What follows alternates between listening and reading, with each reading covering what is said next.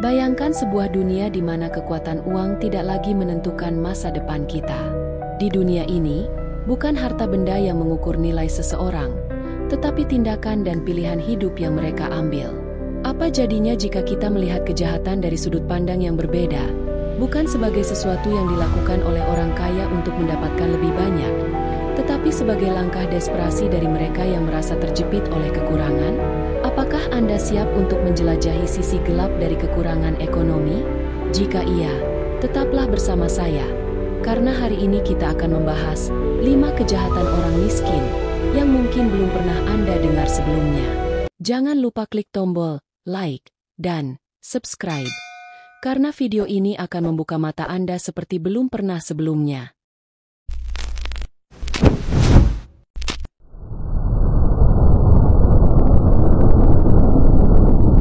Selamat datang kembali di channel Luxe Inspire. Hari ini kita akan mengungkap sisi gelap dari kekurangan ekonomi. Kita seringkali berpikir bahwa kejahatan adalah masalah orang-orang kaya, orang-orang yang melakukan penipuan, korupsi, atau bahkan kejahatan terorganisir. Tapi hari ini, kita akan melihat bagaimana keputusasaan dan kemiskinan bisa mendorong seseorang untuk melakukan hal-hal yang tak terbayangkan.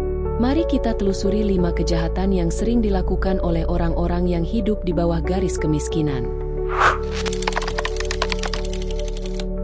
Di kota-kota besar dan kecil, pencurian kecil-kecilan seringkali merupakan hasil dari kebutuhan mendesak. Bayangkan seseorang yang tidak memiliki uang untuk membeli makanan untuk anak-anaknya. Dalam keadaan terdesak, mencuri makanan atau barang-barang kecil mungkin terlihat sebagai satu-satunya pilihan. Ini bukan hanya tentang kejahatan, tetapi tentang bagaimana keadaan ekonomi memaksa seseorang ke dalam situasi ekstrim. Bagaimana kita bisa memahami situasi ini?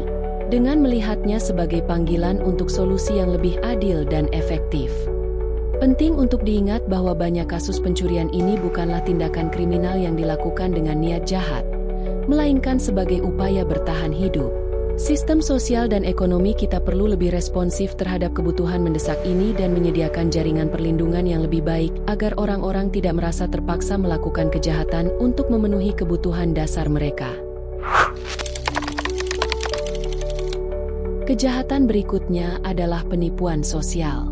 Ini terjadi ketika seseorang memanfaatkan sistem kesejahteraan sosial dengan cara yang tidak benar. Mereka mungkin mengaku memiliki kebutuhan yang lebih besar dari yang sebenarnya atau memanipulasi sistem untuk mendapatkan bantuan lebih dari yang seharusnya. Meski niat awalnya bisa jadi hanya untuk bertahan hidup, kita perlu menyoroti pentingnya perbaikan sistem yang lebih adil agar kebutuhan mereka bisa dipenuhi tanpa harus berbohong. Penipuan sosial seringkali berakar dari ketidakmampuan untuk memenuhi kebutuhan dasar. Di sini, penting bagi kita untuk melihat bukan hanya pada tindakan penipuan itu sendiri, tetapi pada kekurangan sistem yang membuat orang merasa terpaksa untuk mengambil langkah-langkah ini. Penyempurnaan dalam administrasi dan penyuluhan dapat membantu mengurangi penipuan sambil tetap memenuhi kebutuhan mereka yang benar-benar memerlukannya. Perjudian adalah salah satu cara di mana keputusasaan ekonomi dapat mendorong seseorang ke jurang kehancuran lebih dalam.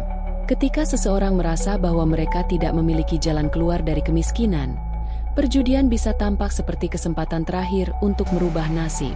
Sayangnya, ini sering berakhir dengan lebih banyak kerugian. Mari kita diskusikan bagaimana dukungan dan pendidikan bisa menjadi solusi untuk mengatasi masalah ini. Perjudian seringkali merupakan pelarian dari realitas yang keras dan dapat menjadi lingkaran setan yang sulit diputus. Untuk mengatasi masalah ini, kita perlu memberikan pendidikan keuangan dan akses ke layanan dukungan yang dapat membantu orang mengelola keuangan mereka dengan lebih baik dan menemukan cara-cara sehat untuk menghadapi stres. Beberapa orang yang hidup dalam kemiskinan mungkin terpaksa terlibat dalam perdagangan barang curian. Mereka mungkin membeli barang-barang yang didapat secara ilegal dengan harga murah dan kemudian menjualnya untuk mendapatkan uang. Ini adalah masalah yang kompleks yang seringkali berkaitan dengan kurangnya akses ke pekerjaan yang layak dan sistem hukum yang tidak mampu melindungi mereka. Saatnya kita berpikir tentang cara-cara untuk menciptakan lebih banyak peluang yang sah bagi mereka. Perdagangan barang curian bukan hanya tentang pelanggaran hukum, tetapi juga tentang kekurangan kesempatan ekonomi. Memperluas akses ke pekerjaan yang layak dan mendukung program pelatihan keterampilan dapat membantu mengurangi ketergantungan pada perdagangan ilegal dan memberi orang cara yang sah untuk mendukung diri mereka sendiri. Terakhir, kekerasan kecil-kecilan, seperti perkelahian atau kekerasan rumah tangga, seringkali merupakan akibat dari stres dan frustrasi yang disebabkan oleh kemiskinan. Ketika seseorang merasa tertekan oleh situasi hidup yang sulit, emosi mereka bisa meledak dan menimbulkan kekerasan. Ini bukan hanya tentang perilaku individu, tetapi juga tentang bagaimana kita dapat mendukung kesehatan mental dan kesejahteraan di masyarakat yang kurang beruntung. Kesehatan mental adalah aspek penting yang seringkali terabaikan dalam diskusi tentang kemiskinan. Dukungan psikologis dan program kesehatan mental yang terjangkau dapat membantu orang mengatasi stres dan frustrasi tanpa harus jatuh ke dalam pola kekerasan. Masyarakat kita perlu memberikan lebih banyak dukungan untuk membantu mereka yang berjuang dengan tantangan ini. Di akhir video ini, saya ingin mengingatkan Anda bahwa setiap tindakan kejahatan ini adalah refleksi dari kebutuhan mendesak dan kekurangan yang lebih dalam. Untuk benar-benar mengatasi masalah ini, kita perlu lebih dari sekadar mengkritik. Kita perlu bertindak dengan empati dan solusi yang konstruktif. Mari kita berkomitmen untuk menciptakan sistem yang lebih adil dan mendukung, serta membuka peluang untuk mereka yang terjebak dalam siklus kemiskinan. Sebagai penutup, ingatlah kata-kata bijak dari Nelson Mandela, pendidikan adalah senjata paling ampuh yang dapat Anda gunakan untuk mengubah dunia. Dengan memahami dan bertindak berdasarkan kebutuhan mendalam di balik kejahatan, kita bisa membuat perubahan nyata dan positif.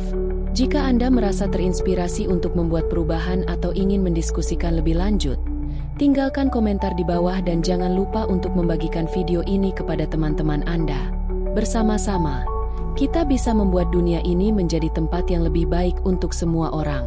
Sampai jumpa di video berikutnya. Tetap semangat dan teruslah membuat perbedaan.